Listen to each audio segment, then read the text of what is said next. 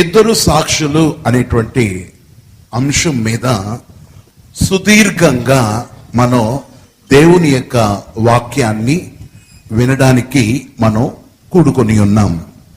ఈ రాత్రి మన పరిశుద్ధ గ్రంథమైన బైబిల్ను ప్రకటన గ్రంథం 11వ అధ్యాయానికి మన బైబిల్ తెరచి ఒకసారి 3వ వాక్యం నుండి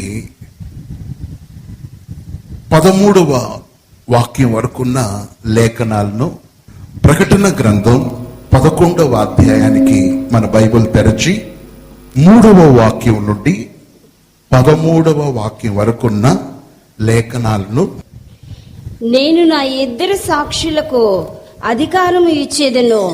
వారు గోనెపట్ట ధరించుకొని 1260 దినములు ప్రవచింతురు. వీరు భూలోకమునకు ప్రభువైన వాని ఎదుట నిలుచుచున్న 2 ఒలీవ చెట్లను దీపస్తంభములై ఉన్నారు. ఎవడైనను వానికి హాని చేయనుద్దేశించిన యెడల వారి నోటి నుండి అగ్ని బయలు వెడలి వారి శత్రువులను దహించి వేయును గనుక ఎవడైనను వానికి హాని చేయనుద్దేశించిన యెడల అలాగున వాడు చంపబడవలెను. తాము ప్రవచింపు దినములు వర్షము కురవకుండా ఆకాశమును మూయుటకు వారికి అధికారము కలదు. మరియు వారికిష్టమైనప్పుడెల్లా నీళ్లు రక్తంగా చేయుటకును నానా విధములైన తెగుళ్లతో భూమిని బాధించుటకును వారికి అధికారం కలదు. వారు సాక్ష్యం చెప్పుట ముగింపగానే అగాధములో నుండి వచ్చు క్రూర మృగం వారితో యుద్ధము చేసి జయించి వారిని చంపును. వారి శవములు ఆ మహాపట్టణపు సంత వీధిలో పడియుండును. వానికి ఉపమాన రూపముగా సోదోమ అనియు ఐగుప్తు అనియు పేరు. అచ్చట వారి ప్రభువు కూడా సిలువ వేయబడెను.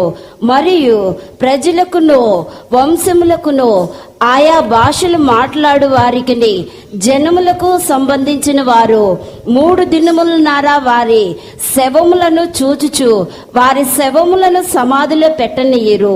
ఈ ఇద్దరు ప్రవక్తులు భూనివాసులను బాధించినందున భూనివాసులు వారి గతి చూసి సంతోషించుచు ఉత్సాహించుచు ఒకరినొకడు కట్నములు పంపుకొందురు. అయితే ఆ 3 దినములన్నరైన పిమ్మట దేవుని ఎదుటి నుండి జీవాత్మ వచ్చి వారిలో ప్రవేశించును గనుక వారి పాదములు నిలిచిరి.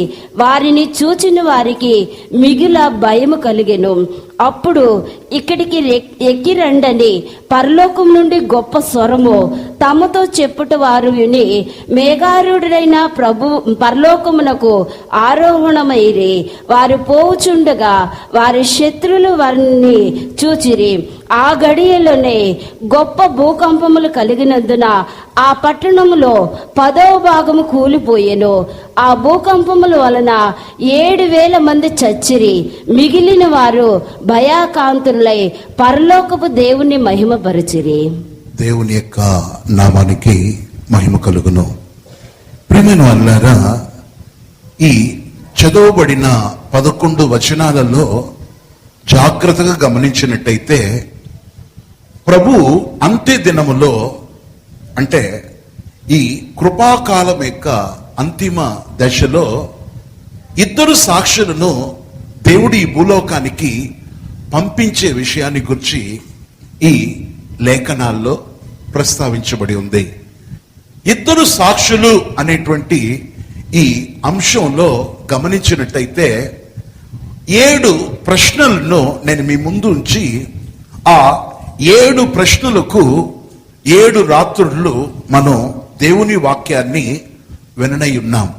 ప్రియులారా, ఆ 7 ప్రశ్నలు, 1, ఇద్దరు సాక్షులు ఎవరు అనేది మొదటి ప్రశ్న. ఇక 2వ ప్రశ్న, ఇద్దరు సాక్షులు ఎప్పుడు వస్తారు అనేది 2వ ప్రశ్న. ఇక 3వది, ఇద్దరు సాక్షులు ఎందుకు వస్తారు అనేది 3వ ప్రశ్న. 4వ ప్రశ్న, ఇద్దరు సాక్షులు భూమి మీద ఏం చేస్తారు అనేది 4వ ప్రశ్న. 5వది, ఇద్దరు సాక్షులు వేటికి సాదృశ్యంగా ఉన్నారు అనేది 5వ ప్రశ్న. ఆరో ప్రశ్న, ఇద్దరు సాక్షులు ఎలా చనిపోతారు అనేది ఆరో ప్రశ్న. ఇక ఏడవది గమనిస్తే ఆఖరిది, ఇద్దరు సాక్షులు ఎలా లేపబడుతారు అనేటువంటి 7 ప్రశ్నలను 7 రాత్రులు మనం మెడిటేషన్ చేయబోతున్నాం. ప్రియమైన వారులారా, నేను ఈ విషయాలను చెప్పడానికి ముందు కొన్ని సత్యాలను మనం ఈ ప్రకటన గ్రంథంలో గమనించవలసి ఉంది. చాలా మంది ఏమనుకుంటారంటే ప్రకటన గ్రంథం అనేది గమనిస్తే అది శ్రమల యొక్క పుస్తకం.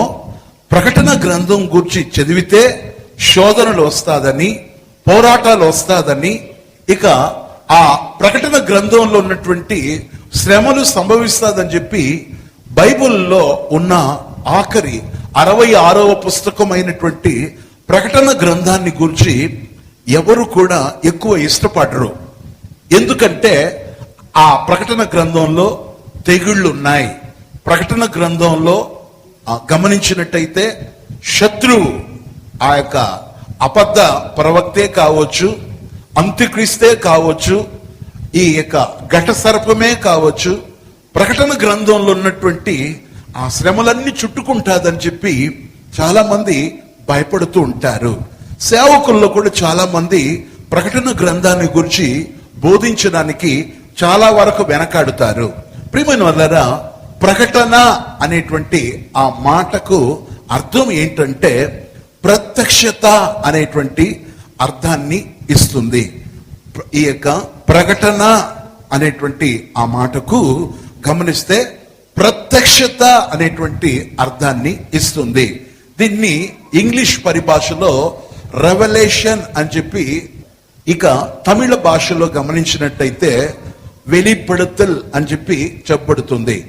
రెవల్యూషన్ అనేటువంటి ఆ ఇంగ్లీష్ వర్డ్ లోను, ఇంకా వెలిపడుతల్ అనేటువంటి తమిళ యొక్క పదంలోనూ గమనిస్తే ప్రకటనలకు సంబంధించిన లేకపోతే ప్రత్యక్షతకు సంబంధించిన విషయాలు ఇమిడి ఉంటుంది.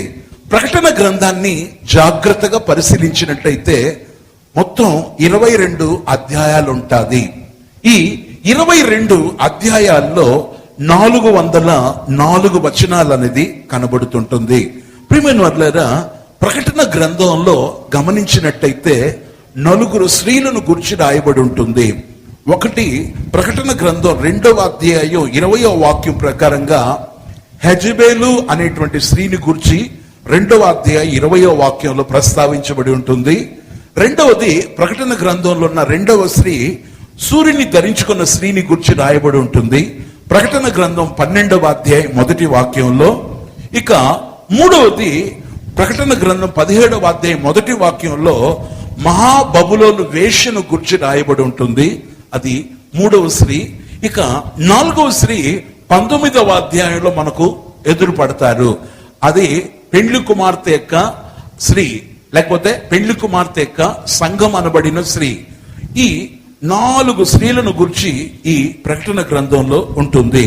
అంతేకాదు, మనం ప్రకటన గ్రంథంలో గమనించినట్టయితే 6వ అధ్యాయంలో 4 గుర్రాల మీద బయలుదేరినటువంటి వారిని గురించి బైబిల్లో ప్రస్తావించబడి ఉంటుంది. ఒకటి, తెల్ల గుర్రం ఎక్కినటువంటి అనుభవము. తెల్ల గుర్రం అనేది గమనిస్తే నీతి సమాధానానికి సాదృశ్యం. ఇక ఎర్రని గుర్రం ఎక్కినటువంటి వ్యక్తిని గురించి చూడవచ్చు. ఇవన్నీ శ్రమలకు సంబంధించిన విషయాలు. ఆ తెల్లని గుర్రం అనేది దేనికి సాదృశ్యం అంటే నీతి సమాధానానికి సాదృశ్యం. ఇక ఎర్రని గుర్రం ఎక్కడం అనేది గమనించినట్టయితే ఎరుపు అనేది కమ్యూనిజానికి లేకపోతే టెర్రరిజానికి సాదృశ్యం. ఎరుపు అనేది విప్లవానికి సాదృశ్యం. అప్పుడు ఎర్రని గుర్రం ఎక్కడం అనేది అది విప్లవానికి సాదృశ్యం. ఇక నల్లని గుర్రం ఎక్కినటువంటి వ్యక్తిని గురించి చూడవచ్చు. నల్లని గుర్రం ఎక్కడం అనేది, నలుపు అనేది కరువును సూచిస్తుంది. నల్లని గుర్రం ఎక్కడం అనేది కరువును చూపిస్తుంది. ప్రియమైనోళ్ళరా, అంతేకాదు ఆ తరువాత 4వది గమనిస్తే పాండు వర్ణం కలిగిన గుర్రం ఎక్కిన అనుభవం. పాండు వర్ణం కలిగిన ఈ గుర్రం అనేది సమృద్ధిని సూచిస్తుంది. ఈ పాండు వర్ణం కలిగిన ఈ గుర్రం అనేది సమృద్ధిని చూపిస్తుంది, సమృద్ధిని చూపిస్తుంది.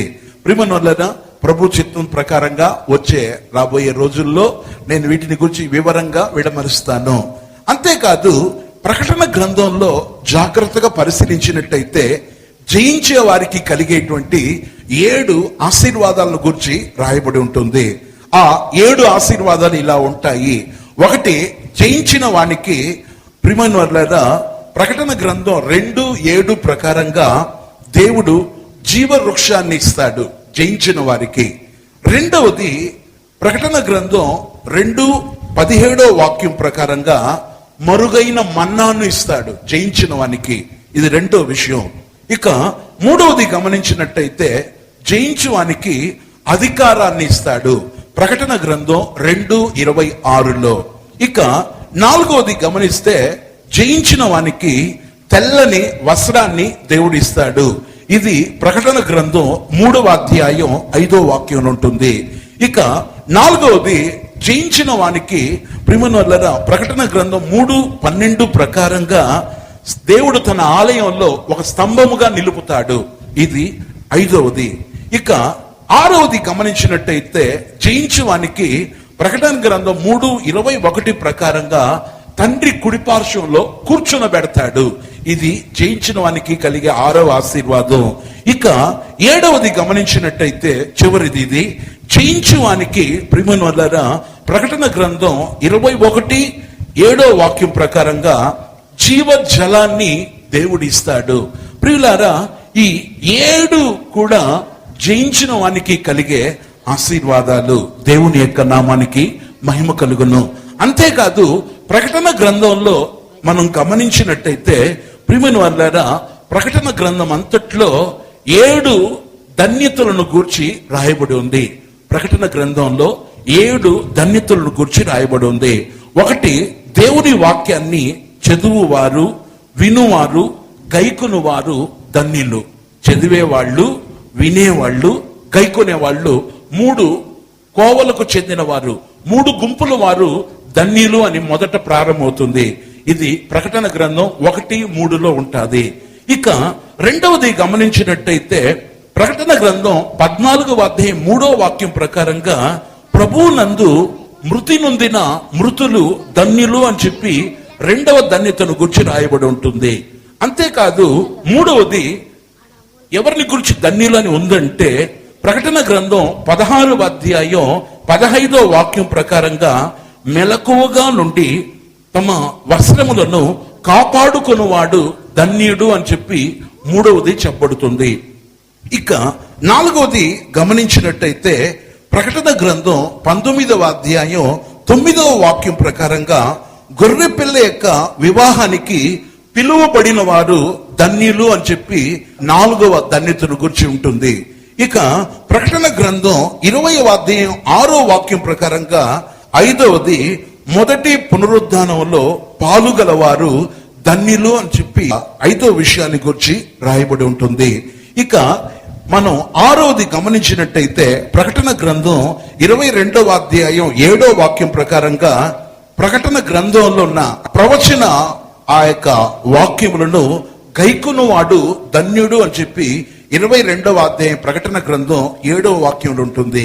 7వది గమనిస్తే చివరిది తమ వస్త్రములను ఉతుకుకొనువారు ధన్యులు అని చెప్పి ప్రకటన గ్రంథం 22వ అధ్యాయం 14వ వాక్యంలో ధన్యులు అనేటువంటి లేదా ధన్యత కలిగిన వారు అనేటువంటి కేటగిరీలో 7వ గుంపు వాళ్ళు కనబడతారు. ఇలా ప్రకటన గ్రంథంలో గమనిస్తే చాలా విషయాలను విశదీకరించబడుతుంది. దేవుని యొక్క నామానికి మహిమ కలుగును. ప్రియమైన వాళ్ళారా, ప్రకటన గ్రంథంలో మాత్రం గమనించినట్టయితే మనకు ఇదిగో అనేటువంటి మాట, బిహోల్ అనేటువంటి ఇంగ్లీష్ పదం, లేకపోతే ఇదిగో అనేటువంటి మాట 26 స్థలాల్లో అక్కడక్కడ మనకు తారసపడుతుంది. ఇక చూచితిని అనేటువంటి వర్డ్, చూచితిని అనేటువంటి పదం 75 సార్లు కనబడుతుంది. ఇక వింటిని అనేటువంటి పదం 34 స్థలాల్లో బైబిల్ గ్రంథంలో ప్రకటన గ్రంథంలో చెప్పబడుతుంది. దేవుని యొక్క నామానికి మహిమ కలుగును. ప్రకటన గ్రంథంలో గమనించినట్టయితే ఎక్కువ శాతం గమనిస్తే 7 అనేటువంటి అంకె కనబడుతుంటుంది. 7 అనేది బైబిల్లో ఎక్కడైనా గమనిస్తే 7 అనే దానికి ఒక మాట ఉంటుంది. ప్రియమైనవారులారా, ఈ సందర్భంలో నేను ఒక విషయాన్ని కూడా చెప్పాలనుకుంటున్నాను. బైబిల్లో ఒక్కొక్క అంకెకు ఒక్కొక్క తాత్పర్యం ఉంది, లేకపోతే ఒక్కొక్క అంకెకు ఒక్కొక్క అర్థం ఉంది. 1 అనే అంకె దేవుణ్ణి చూపిస్తుంది. 2 అనేటువంటి అంకె ప్రియమైనవారులారా 2 సాక్ష్యాలకు సాదృశ్యం. 3 అనేటువంటి అంకె త్రియేకానికి లేకపోతే త్రిత్వానికి సాదృశ్యం. 4 అనేటువంటి అంకె సువార్తకు సాదృశ్యం. 5 అనేటువంటి అంకె పంచేంద్రియాలకు సాదృశ్యం. ప్రియమైనవారులారా 6 అనే అంకె గమనించినట్టయితే కృపాకాలానికి వర్తిస్తుంది. 7 అనేటువంటి అంకె పరిపూర్ణతకు సాదృశ్యం. 8 అనేటువంటి అంకె పరిచర్యకు సాదృశ్యం. 9 అనేటువంటి అంకె వరాలకు సాదృశ్యం. 10 అనేటువంటి అంకె 10 ఆజ్ఞలకు సాదృశ్యం. 11 అనేటువంటి అంకె క్రమము తప్పిపోయే అనుభవానికి సాదృశ్యం. 12 అనేటువంటి అంకె అపోస్తలత్వానికి సాదృశ్యం. 13 అనేటువంటి అంకె మర్మాలకు సాదృశ్యం. 14 అనేటువంటి అంకె ప్రయాణ దినాన్ని చూపిస్తుంది. 15 అనేటువంటి అంకె తప్పిపోయే అనుభవాన్ని చూపిస్తుంది. ఇక 16 అనేటువంటి అంకె ప్రయాణం కొనసాగించే అనుభవానికి సాదృశ్యం. 17 అనేటువంటి అంకె గమనించినట్టయితే ప్రత్యక్షతకు లేకపోతే విశదీకరించే అనుభవానికి సాదృశ్యం. 18 అనేది వంగిపోయే అనుభవానికి సాదృశ్యం. 19 అనేటువంటి ఆ యొక్క అంకె అనేది తిరిగి వచ్చే అనుభవానికి సాదృశ్యం. ప్రియమైనవారులారా 20 అనేటువంటి అంకె గమనించినట్టయితే సంపూర్ణతలోనికి అడుగడుగున వెళ్లే అనుభవము. 21 అనేటువంటి అంకె గమనించినట్టయితే నూతన యెరూషలేముకు సాదృశ్యం. 22 అనేటువంటి అంకె గమనించినట్టయితే యెరూషలేము యొక్క అనుభవాల్లో వర్ధిల్లే అనుభవము. ప్రియమైన వారులారా ఇలా చెప్తూ వెళ్తే బైబిల్లో 1,44,000 చెప్తూ వెళ్తాను, కానీ ఇప్పుడు అవి వినే టైం కాదు. ఒక సత్యాన్ని గ్రహించాలా, 7 అనేది గమనించినట్టయితే సంపూర్ణతను చూపిస్తుంది. అంటే 7 అనేది పరిపూర్ణం అనేటువంటి సంఖ్యగా బైబిల్లో ప్రస్తావించబడి ఉంది. అందువల్ల ప్రకటన గ్రంథంలో మాత్రం 7 విషయాలను 7 విషయాలుగా చెప్పబడుతుంటుంది. 7 స్తంభాలని, 7 నక్షత్రాలని, 7 దీపాలని, 7 ముద్రలని, 7 కొమ్ములని, 7 ఉరుములని, 7 దూతలు, 7 దూతలు అని చెప్పి ఈ ప్రకటన గ్రంథంలో ప్రస్తావించబడి ఉంటుంది. దేవుని నామానికి మహిమ కలుగును. ఇవన్నీ ఎందుకు చెప్పానంటే ఇలా ప్రకటన గ్రంథంలో నాకు ప్రకటన గ్రంథాన్ని మీరు కూర్చొని ప్రతి వారం చెప్పడానికి నాకు చాలా ఆసక్తి. కానీ మనకున్న సందర్భాలు మిమ్మల్ని ఆత్మీయంగా అలా తీసుకెళ్ళిపోతే కొన్ని ఆ యొక్క సంపూర్ణ ఉపదేశాలు తెలియదు కాబట్టి ఎక్కువగా ఆ యొక్క విషయాలు చెప్పట్లేదు. కానీ మనం చదువుకున్న ఆ యొక్క ప్రకటన గ్రంథంలో 2 సాక్షులు అనేటువంటి ఆ విషయానికి వచ్చినప్పుడు ఎందుకు ఈ విషయాలను ఎవరు రాశారు అని చెప్పే విషయాన్ని చెప్పి నేను అసలు విషయానికి వచ్చేస్తాను. ప్రియులారా, ప్రకటన అనేటువంటి మాటకు ప్రత్యక్షత అనేటువంటి అర్థాన్ని ఇస్తుంది. దేవుడు ఈ యోహాను అపోస్తులుని గమనిస్తే అప్పటి రోమా ఆ యొక్క పరిపాలనలో ప్రియమైనవారులారా డొమేషియన్ అనేటువంటి ఒక రాజు ఈ యోహాను అపోస్తులుని గమనిస్తే నానా విధాలుగా చిత్రవదన చేశాడు. అయినా ఈ ప్రకటన గ్రంథాన్ని రాసినటువంటి ఈ యోహాను అపోస్తలుడు చావలేదంట. ప్రియులారా, మీకు అర్థమవడానికి చెప్తున్నాను. ఒక కళాయిలో వేడిగా మరుగుతున్నటువంటి నూనె కాసి అందులోనికి ఈ యోహాను అపోస్తలుని తీసి ఆ కళాయిలో పడవేసినప్పుడు నూనె సలసలసలని కాగుతున్న టైంలో ఈ వ్యక్తిని వేస్తూ ఉన్నా కానీ గమనించినట్టయితే ఈ వ్యక్తి ఆ యొక్క బాగా వేడిమి కలిగినటువంటి ఆ నూనె కళాయిలో కూడా ఈ వ్యక్తి దేవుణ్ణి స్తుతిస్తున్నాడు, కానీ ఈ వ్యక్తి ప్రాణం పోవట్లేదు. అతని చర్మం కానీ అతని యొక్క ఒంటిలో ఉన్నటువంటి ఆ యొక్క ఆర్టికల్ రాసినటువంటి ఆ పరిశుద్ధుడు చెప్పిన విషయాలు నేను మీతో చెప్తున్నాను. ఒంటి మీద ఉన్న రోమములు కూడా ఏమీ కూడా కాలేదంట.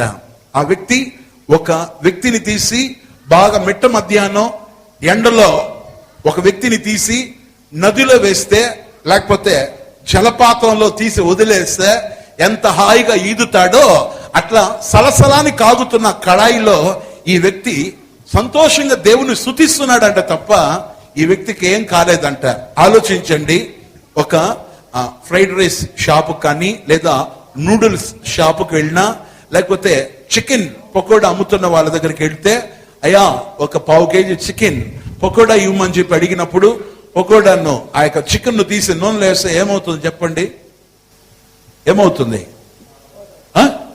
మీరు వింటున్నది నిజమే, మీకు ఇట్లా చెప్తేనే అర్థమవుతుందని నేను ఇట్లా విడమరిసి చెప్తున్నా. ఒక 1/2 కేజీ పకోడా కావాలని చెప్పి కోడి మాంసాన్ని అడిగినప్పుడు ఆ యొక్క మాస్టర్ లేదా ఆ చికెన్ పకోడా కొట్టే వ్యక్తి మనకు 1/2 కేజీ చికెన్ తీసి సలసలాన్ని కాగుతున్న మరుగుతున్న నూనెలో వేసేటప్పుడు ఆ పకోడా మొత్తం పరిపక్వంగా చెప్పాలంటే బాగా టోస్ట్ అయిపోద్ది. బాగా రోస్ట్ అయ్యి ఒక 10-15 నిమిషాల్లో మనకు ప్రిమనలో మాంసంగా ఉంటుందా, పచ్చి మాంసంగా ఉంటుందా, ఉడిగిపోయిన రోస్ట్ అయిపోయినటువంటి ఆ యొక్క వస్తుందా? రోస్ట్ అయ్యి వస్తుంది. కానీ సలసలాన్ని కాగుతున్న నూనెలో కూడా ఈ వ్యక్తి ఏం కావట్లే.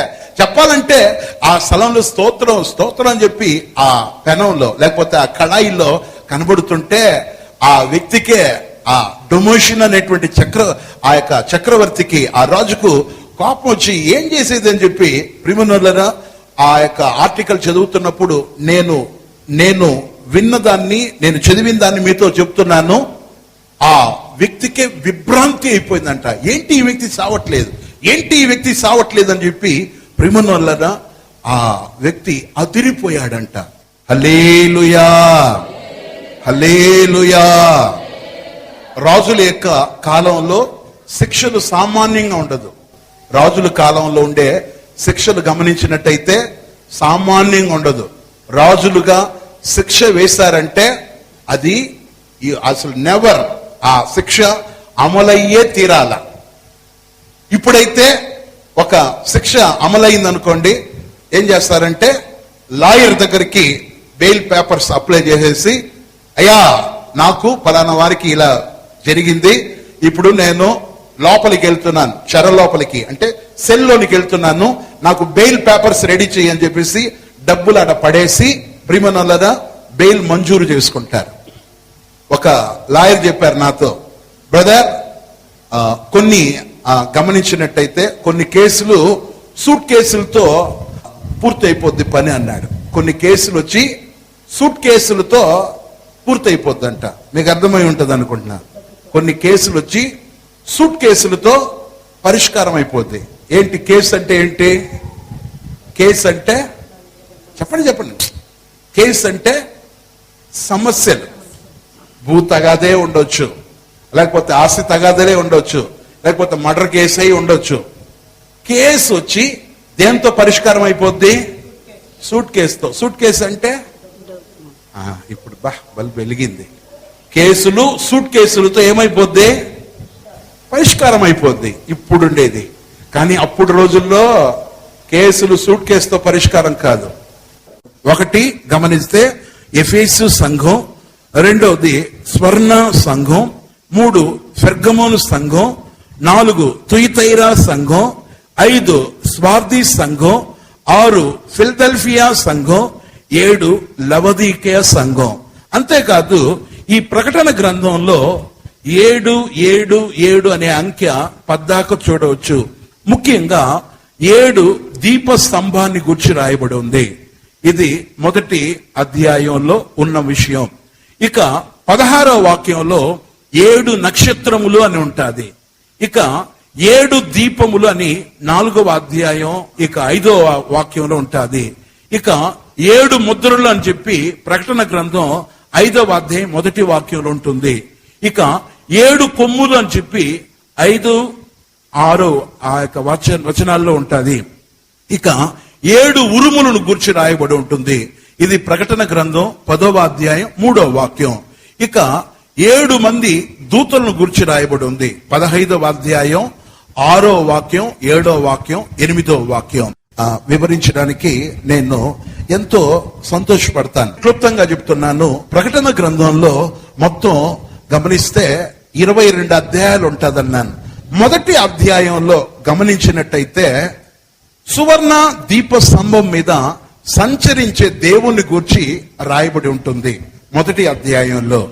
ఇక 2వ అధ్యాయానికి వస్తే 2nd చాప్టర్ లో ప్రియమైన వాళ్ళరా 7 సంఘాలు ఉందన్నాను కదా. 7 సంఘాలకు వర్తమానాలను ఆ యొక్క దేవాతి దేవుడిస్తున్నాడు. 2వ అధ్యాయంలో మాత్రం 5 సంఘాలకు సంబంధించిన విషయాలు ఉంటాది. ఎఫెసీ సంఘాన్ని గూర్చి, స్వర్ణ సంఘమును గూర్చి, పెర్గము సంఘాన్ని గూర్చి, తుయతైరా సంఘాన్ని గూర్చి, స్వార్దీస్ అనేటువంటి సంఘాన్ని గూర్చి, 5 సంఘాన్ని గూర్చి 2వ అధ్యాయంలో వాళ్ళకుండే స్వభావాన్ని గూర్చి, ఆ సంఘానికి దేవుడిచ్చిన కౌన్సిలింగ్ ను గురించి ఉంటుంది. ఇక 3వ అధ్యాయానికి వస్తే ఫిల్దెల్ఫియా సంఘాన్ని గురించి, లవదీక సంఘాన్ని గురించి 3వ అధ్యాయంలో కనబడుతుంటుంది. 4వ అధ్యాయానికి వెళ్ళిపోతే ప్రియమనులను నేను క్లుప్తంగా చెప్తాను కాబట్టి టోకీగా రాసుకోవడానికి ప్రయాసపడండి. ఆ యొక్క 4, 5 ఈ 2 అధ్యాయాల్లో గమనించినట్టయితే దేవుని సింహాసనం యొక్క దర్శనాన్ని గురించి రాయబడి ఉంటుంది. అంటే 4వ అధ్యాయం ప్రకటన గ్రంథం, 5వ అధ్యాయంలో ఈ 2 అధ్యాయాల్లో దేవుని సింహాసనం యొక్క దర్శనాన్ని గురించి ఉంటుంది.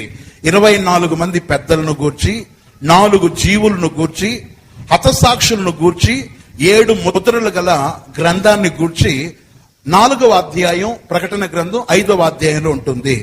ఇక ప్రియమైనోళ్ళారా మనం 6వ అధ్యాయంలో గమనించినట్టయితే 7 ముద్రల్లో మొదటి 6 ముద్రలు విప్పినప్పుడు జరిగిన సంభవాలను గూర్చి మనకు 6వ అధ్యాయంలో రాయబడి ఉంటుంది. ఇక ఇది మహాశ్రమల దినముల్లో ఫస్ట్ 3.5 సంవత్సరాలను గూర్చి స్త్రీ సంతానానికి మిగిలిన వారికి హతసాక్షులుగా సూచించబడేటువంటి సంతానమే మగ శిశువుగా ఈ అధ్యాయంలో వివరించబడి ఉంటుంది. ఇది గమనించినట్టయితే ఇది 6వ అధ్యాయంలో ఉన్నటువంటి విషయాలు. ఇక 7వ అధ్యాయంలో గమనించినట్టయితే ప్రకటన గ్రంథం 7వ అధ్యాయంలో ఇశ్రాయేలీయుల్లో ఎన్నుకోబడినటువంటి వారిని ముద్రించుటను గూర్చి, మహాశ్రమల దినముల యందు హతసాక్షులుగా పునరుద్ధానానికి గూర్చిన విషయాలను ఆ యొక్క 7వ అధ్యాయంలో వివరించబడి ఉంటుంది. ఇక 8వ అధ్యాయం, 9వ అధ్యాయం, 10వ అధ్యాయం, 11వ అధ్యాయం ఈ 4 అధ్యాయాల్లో 7 ముద్రలను గూర్చి, 7 బూరలను గూర్చి, తాత్కాలికంగా వచ్చేటువంటి తెగుళ్లను గూర్చి చిన్న పుస్తకం యొక్క దర్శనాన్ని గురించి ఉంటుంది.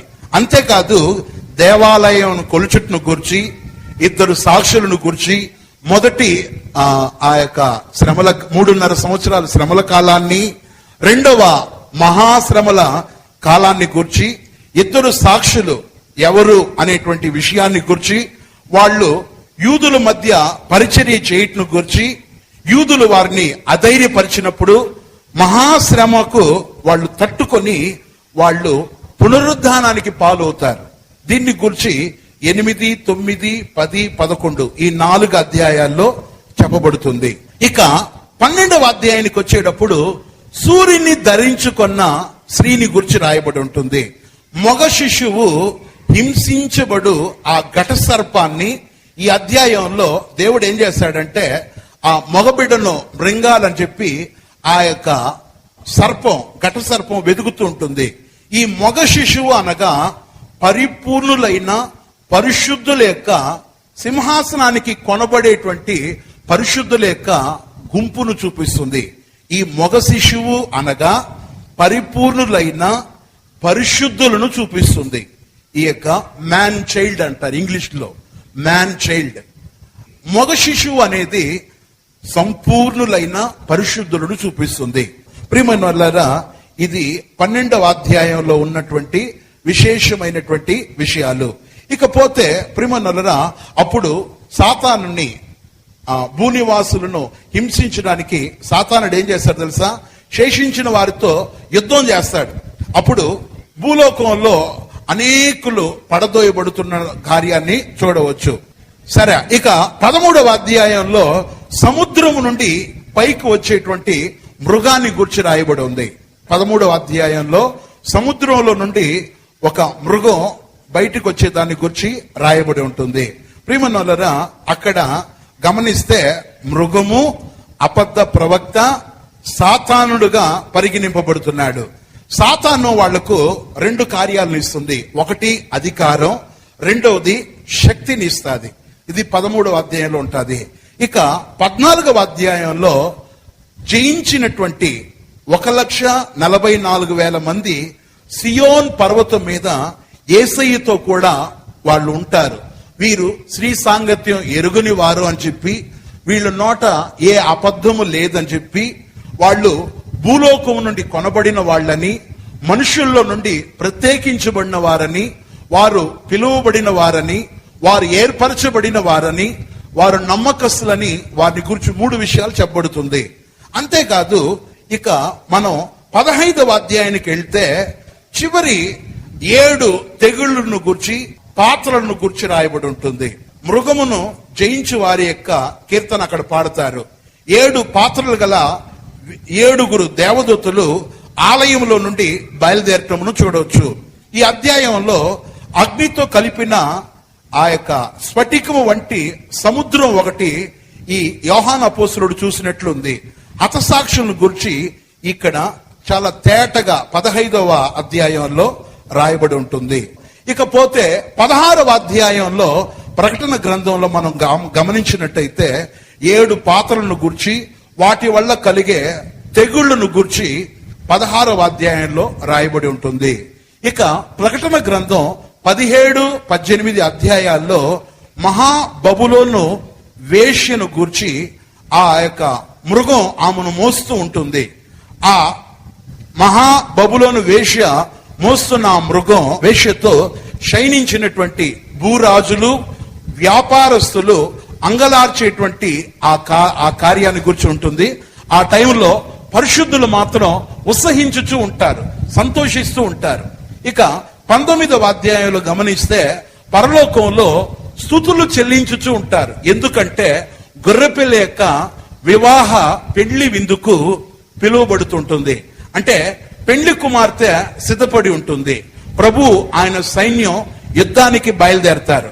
మృగాన్ని, అబద్ధ ప్రవక్తను అగ్నిగుండంలో పడవేసే కార్యాన్ని గురించి ప్రకటన గ్రంథం 19వ అధ్యాయం చివరిలో ఉంటుంది. ఇక 20వ అధ్యాయానికి వస్తే ప్రకటన గ్రంథంలో సాతాన్ని బంధించి 1000 ఏండ్లు అగాధంలో బంధిస్తారు, అగ్నిగుండంలో పడవేయబడతారు. అంతేకాదు చివరి ఆ యొక్క సామాన్యమైన పునరుద్ధానం అక్కడ ఉంటుంది. అంతేకాదు అంత్య న్యాయ తీర్పు అన్నది బయలుదేరుతుంది. ఇది 20వ అధ్యాయంలో ఉంటుంది. ఇక ప్రకటన గ్రంథం 21వ అధ్యాయంలో 3 విషయాలను గురించి ఉంటుంది.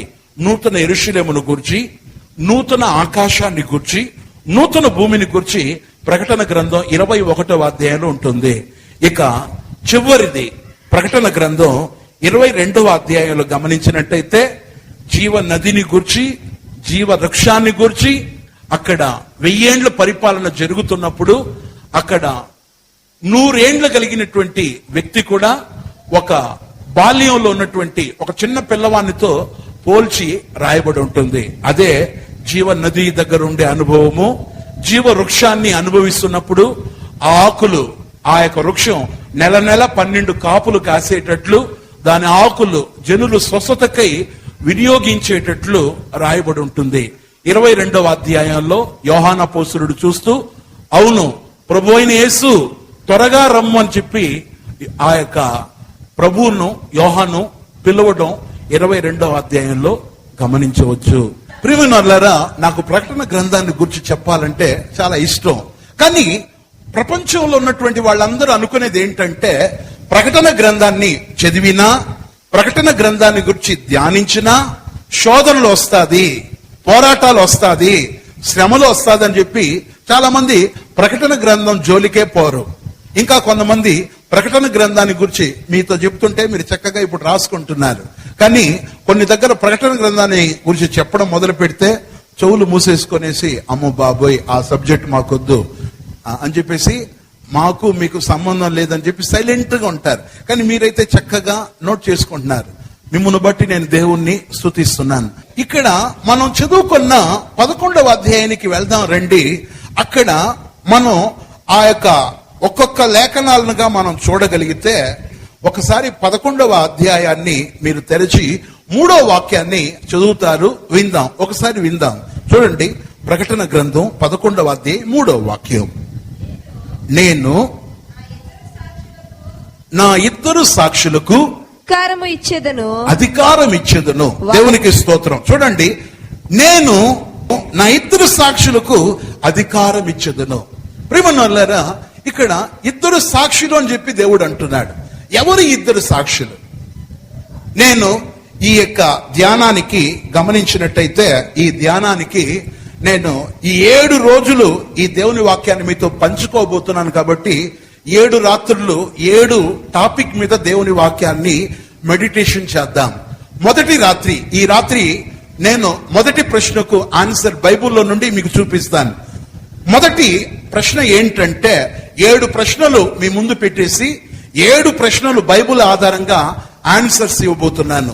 మొదటి ప్రశ్న, ఇద్దరు సాక్షులు ఎవరు? This is the first question.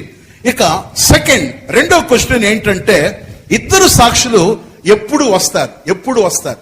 ఇది రెండవ ప్రశ్న. ఇక మూడవ ప్రశ్న, ఇద్దరు సాక్షులు ఎందుకు వస్తారు? ఎందుకు వస్తారు? ఇది థర్డ్ క్వశ్చన్.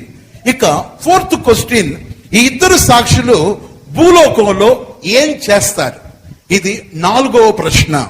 ఇక 5వ ప్రశ్న, ఇద్దరు సాక్షులు వేటికి సాదృశ్యంగా ఉన్నారు అనేది 5వ ప్రశ్న.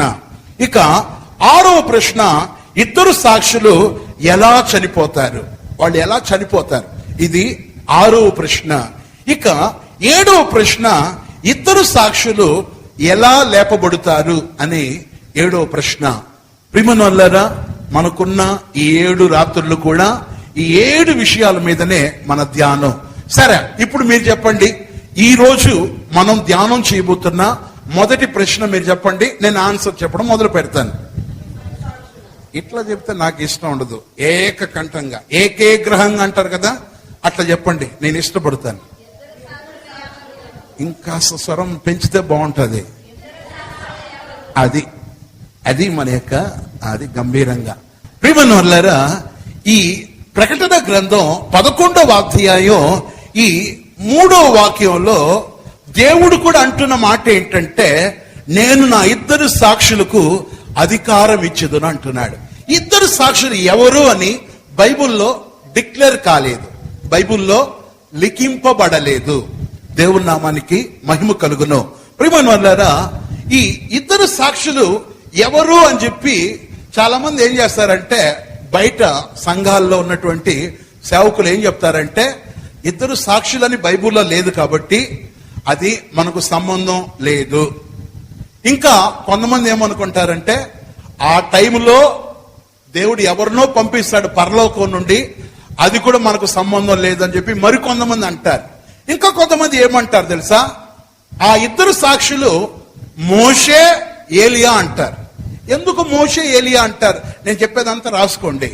కొంతమంది భిన్న అభిప్రాయం ఏంటంటే, కొంతమంది ఈ యొక్క బైబుల్ స్కాలర్స్, బైబుల్ పండితులు ఏం చెప్తారంటే, మోషే ఏలియా అయి ఉండొచ్చు అంటారు. ఎందుకు అంటారంటే, మత్తయి సువార్త 17వ అధ్యాయంలో ఆ రూపాంతరపు కొండ మీదికి యేసు ప్రభు పేతురును, యాకోబును, యోహాన్ను వెంట పెట్టుకొని వెళ్ళినప్పుడు అక్కడ ఇద్దరు వచ్చి కనబడతారు, ఇద్దరు వ్యక్తులు కనబడతారు. మోషే ఏలియా యేసు ప్రభుతో ఏం చేశారంట? చూడండి, ఆ మాట చదువుతారు, విందాం. మత్తయి సువార్త 17వ అధ్యాయం దేవుని యొక్క వాక్యంలో ఈ విధంగా ప్రస్తావించబడి ఉంది. చూద్దాం 17వ అధ్యాయం. మీ బైబిల్ తెరవండి. మత్తయి సువార్త 17వ అధ్యాయం. దేవుని వాక్యంలో 6 దినములైన తరువాత 17వ అధ్యాయం మొదటి వాక్యం నుండి 6 దినములైన తరువాత యేసు పేతురును యాకోబును అతని సహోదరుడునైన యోహానును వెంటబెట్టుకొని ఎత్తైన కొండ మీదకి ఏకాంతముగా పోయి వారి ఎదుట రూపాంతరము పొందెను. ఆయన ముఖము సూర్యుని వలె ప్రకాశించెను. అదిగో సూర్యుని వలె ప్రకాశించెను. ఆయన వస్త్రములు వెలుగు వలె తెల్లని వాయెను. ఇదిగో మోషేయు ఏలియాయు వారికి కనబడి ఆయనతో మాట్లాడుచుండిరి. ఈ మాటను బట్టి వాళ్ళు ఏం చెప్తారంటే, బహుశా ఏలియా ఇక మోషే ఏం చేశారంటే వాళ్లకు కనబడినట్లు దేవుని వాక్యంలో ఉంది కదా, అందువలనే అక్కడ ఆ యొక్క ఇద్దరు సాక్షుల్లో ఈ మోషే ఏలియా ఉండొచ్చు అంటారు.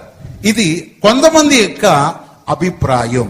ఇంకా కొంతమంది ఏం చెప్తారంటే మోషే దానియేలు అని చెప్పి కొంతమంది అంటారు. ఎందుకంటే మోషే గమనిస్తే సీనాయి పర్వతం మీద 40 రోజులు పచ్చి మంచినీళ్లు కూడా ముట్టుకోకుండా సీనాయి కొండ మీద ఉన్నాడు అని చెప్పి మోషే ఉండొచ్చు, దానియేలు ఉండొచ్చు. ఎందుకంటే దానియేలును కూడా సింహపు బోన్లు వేశాడు. సింహాలు దానియేలును తినలేకపోయింది. సింహాలు దానియేలుకు తలదిడ్డులాగా అయింది. కాబట్టి ఆ ఇద్దరు సాక్షుల్లో దేవుడు వచ్చి మోషేను ఇంకా ఈ యొక్క దానియేలును పంపిస్తాడు అని చెప్పి మరికొంతమంది అభిప్రాయం. ఒక గుంపు వాళ్ళేమో మోషే ఏలియా అంటున్నారు, ఇంకో గుంపు వాళ్ళు మోషే దానియేలు అంటున్నారు. ఇంకా కొంతమంది ఏమంటారు తెలుసా ప్రియమైనోళ్ళరా, ఏలియా యోహాను బాప్తిస్మిచ్చు యోహాను అంటున్నారు. కొంతమంది అంటున్నది ఏలియా వస్తాడు, బాప్తిస్మిచ్చు యోహాను వస్తాడు అంటారు. ఎందుకు అలా వాళ్ళు చెప్తారంటే మలాకీ గ్రంథం 4వ అధ్యాయంలో ఉన్న ప్రకారంగా గమనించినట్టయితే అక్కడ ఒక మాట రాయబడి ఉంటుంది. ఆ మాటను వాళ్ళు బేస్ చేసుకుని ఏం చెప్తున్నారంటే దేవుని వాక్యంలో ఆ రోజు ఏలియా వచ్చి ఏం చేస్తాడంటే ప్రియమైనోళ్ళరా, తండ్రుల యొక్క హృదయాన్ని పిల్లల తట్టును, పిల్లల యొక్క హృదయాన్ని తండ్రుల తట్టును తిప్పుతాడు అనేటువంటి ఆ మాట కొరకు ఆ రోజు ఏలియా రావచ్చు అని చెప్పి మలాకి 4వ అధ్యాయం 5వ వాక్యాన్ని బట్టి కొంతమంది అభిప్రాయం కలిగి ఉంటారు. చూడండి ఒకసారి. యెహోవా నియమించిన భయంకరమైన ఆ మహాదినము రాకమునుపు నేను ప్రవక్త అయిన ఏలియాను మీ యొద్దకు పంపుదును. కింద మాట మాత్రమ్మా, నేను వచ్చి 6వ వాక్యం, దేశమును శపింపకుండునట్లు అతడు తండ్రుల హృదయములను పిల్లల తట్టును పిల్లల హృదయములను తండ్రుల తట్టును తిప్పును. ఈ మాటను బట్టి కొంతమంది అభిప్రాయపడేది ఏంటంటే ఏలియా యోహానై ఉంటాడు బాప్తిస్మిచ్చు. ఎందుకంటే హేరోదు జన్మదినం ముందు ఇక యోహానుకు చాలా ఆయుష్కాలం ఉంది. కానీ ఆ హేరోదురాలు యొక్క కుమార్తె నాట్యం వేసినందువలన నాకు బాప్తిస్మిచ్చు యోహాను తల కావాలన్నప్పుడు యోహానును చెరసాల్లో వేయించి అతని తల చిరచ్ఛేదనం చేయబడింది. అంటే తల నరికించేశారు. కాబట్టి ఆ యొక్క యోహానుకు ఇంకా ఆయుష్కాలం ఉంది. కాబట్టి యోహాను అర్ధాంతరంగా చనిపోయాడు. కాబట్టి దేవుడు ఒకవేళ ఆ యొక్క ట్రిప్పులో ఏలియాను బాప్తిస్మిచ్చు యోహాను పంపిస్తాడని చెప్పి కొంతమంది అభిప్రాయం. మీరు రాసుకుంటున్నది నిజమే. ఒకటి ఫస్ట్ అభిప్రాయం ఏంటి చెప్పండి? మోషే ఏలియా. రెండవ అభిప్రాయం మోషే దానియేలు. రెండవ అభిప్రాయం. మూడవ అభిప్రాయం ఏలియా బాప్తిస్మిచ్చు యోహాను. ఇంకా కొంతమంది ఏమంటారంటే ఆ టైం చెప్పలేమండి, పరలోకంలో దేవుడు ఎవరినో ఇద్దరిని పంపిస్తాడు, వాళ్ళు ప్రవక్తలే ఉంటారు. వాళ్ళు ఈ భూలోకానికి వచ్చి వాళ్ళు ఏం చేస్తారంటే ఆ యొక్క ప్రకటన గ్రంథం 11వ అధ్యాయంలో ఉన్నట్లుగా వాళ్ళు వచ్చి ఈ భూలోకంలో 1260 రోజులు వాళ్ళు ఉంటారని చెప్పి మరి కొంతమంది అభిప్రాయం. ఇది 4వ భిన్న అభిప్రాయం. కానీ నేను ఈరోజు పరిశుద్ధులు మనకు బోధించే సత్యం డాక్ట్రిన్ ప్రకారంగా ఉపదేశానుసారంగా నేను బాహాటంగా చెప్పగలను, బోల్డ్ గా చెప్పగలను. ఆ ఇద్దరు సాక్షులు అని చెప్పిన వాళ్ళు ఎవరో కాదు ప్రియులారా. ఒకటి ఏలియా, రెండవది హానోక్. ఎలా చెప్పగలనని కూడా నేను మీకు వాక్య ఆధారంగా దేవుని మాట మీతో చెప్పగలను. ప్రియమనులారా, ఈరోజు మనం విన్న విధంగా 2 బలాలు కావాలని చెప్పి విన్న విధంగా ఆ యొక్క 2 బలాలు గమనించినట్టయితే వీళ్ళిద్దరిలో ఉంది. వీళ్ళిద్దరిలో ప్రియమనులారా, సరే మన విషయానికి మనం వెళ్ళిపోదాం, మన టాపిక్ లో వెళ్దాం. ఎవరు ఆ ఇద్దరు సాక్షులు అని చెప్పి గమనిస్తే ఒకటి ఏలియా, రెండోది హానోకు. లేదంటే ఇట్లా రాసుకోండి, ఒకటి హానోకు, రెండోది ఏలియా అని రాసుకో. ఇంతకు ముందు నేను చెప్పాల్సిన విషయం కూడా చెప్పేస్తాను. ఈ భూలోకంలో పుట్టారు కానీ వాళ్ళు చనిపోలేదు. వాళ్ళు ఎవరు అంటే హానోకు, ఏలియా. మళ్ళా చెప్తున్నాను, వాళ్ళు పుట్టారే కానీ చచ్చిపోలేదు. వాళ్ళు భూమి మీద పుట్టారు, తల్లి గర్భములో ఉద్భవించారు, తల్లి గర్భములో జన్మించారు కానీ చనిపోలేదు. వాళ్ళు ఎవరు అంటే ఒకటి హానోకు, రెండోది ఏలియా. ఎట్లా అని చెప్పి నేను ఈ ఇద్దరు సాక్షులు ఎవరు అనేటువంటి ఫస్ట్ క్వశ్చన్ కు ఆన్సర్ కళ్ళ కట్టేటట్టు చెప్పేస్తాను, ముగించేస్తాను. ఒకటి హానోకు. ప్రియమైన వాళ్ళారా, హానోకు ఎట్లా అని చెప్పి మీరు అడుగుతే నేను మీకు బైబిల్ నుండి సమాధానం చెప్తాను. తీయండి బైబిల్, ఆదికాండం 5వ అధ్యాయం 24వ వాక్యానికి వెళ్తే అక్కడ పరిశుద్ధ గ్రంథం ఈ విధంగా చెప్తుంది. చూద్దాం ఓసారి, దేవుని మాటగా నేను మీతో చెప్తున్నాను. చూడండి, ఆదికాండం 5:24. ఆదికాండం 5:24. హానోకు దేవునితో నడిచిన తరువాత దేవుడు అతన్ని తీసుకుపోయెను గనుక తీసుకొని పోయెను గనుక అతడు లేకపోయెను. హల్లెలూయా. అంటే దేవుడు అతన్ని తీసుకున్నాడంట, అతడు లేక ఏమైనాడంట, కనబడకపోయాడు. అతడు లేకపోయాను అని ఉంది. సరే, ఇప్పుడు హెబ్రీ పత్రిక 11వ అధ్యాయం 5వ వాక్యాన్ని చూద్దాం. అక్కడ ఎట్లుంటదంటే, మరణమును చూడకుండా ఆ వ్యక్తి కొనిపోబడెను అంట. చూడండి, హెబ్రీ పత్రిక 11వ అధ్యాయం 5వ వాక్యం. హెబ్రీ పత్రిక 11వ అధ్యాయం 5వ వాక్యం. విశ్వాసమును బట్టి హానోకు మరణము చూడకుండానట్లు కొనిపోబడెను. హల్లెలూయా. ఏం చూడకుండా కొనిపోబడ్డాడు? మరణము చూడకుండా. అంటే చచ్చిపోలేదంట. ఎవరు చెప్పండి? హానోకు. హానోకు అనేటువంటి మాటకు ఉపాధ్యాయుడు అని అర్థం. హానోకు అనేటువంటి మాటకు ఉపాధ్యాయుడు అని చెప్పి అర్థం. ఎందుకు ఆ మాట బైబిల్ పండితులు నిర్ధారించారంటే, దేవుడు అతనికి చెప్పేటప్పుడల్లా వినేవాడు. వినటం మాత్రం కాదు, ఇతరులకు అతడు ఒక ఉపాధ్యాయుడిలాగా బోధించాడు. ప్రియమైన వాళ్ళారా, నేను ఒక కథలాగా చెప్తున్నాను. సండే స్కూల్ పిల్లలకి ఇలా చెప్పాను. ఒక స్థలంలో నేను సేవ చేసేటప్పుడు రోజు హానోకు నడుస్తూ ఉండేవాడంట. బైబిల్లో ఉన్నట్టు చెప్తున్నాను. హానోకు దేవునితో ఎంతకాలం నడిచేవాడు అని చెప్పి రాయబడి ఉందంటే, మీరుగా మీ పరిశుద్ధ గ్రంథాన్ని బైబిల్ను జాగ్రత్తగా చదవగలిగితే చూడండి, ఆదికాండం 5వ అధ్యాయం ఒకసారి 22వ వాక్యంలో హానోకు మెతుషెలను కన్న తర్వాత 300 ఏండ్లు దేవునితో నడుచుచు కుమార్తెలను కనుచు. చూడండి, దేవుని మాటగా ఉంది. హానోకు మెతుషెలను కనిన తరువాత 300 ఏండ్లు దేవునితో నడుచుచు కుమారులను కుమార్తెలను కనెను. హానోకు దినములన్నీయు 365 ఏండ్లు. అదిగో 65 ఏండ్లు. నన్ను అడిగితే ఈ వ్యక్తి 65 ఏండ్లని ఉంది.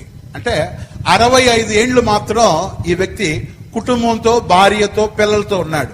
300 ఏండ్లు మాత్రం దేవునితో నడిచాడంట. చూడండి, అదే అట్లనే అర్థం చేసుకోవాలి. 22వ వాక్యం ప్రకారంగా హానోకు మెతుషెలను కన్న తర్వాత 300 ఏండ్లు దేవునితో నడుచుచు, అంటే 300 ఏండ్లు దేవునితోనే కనబడ్డాడు.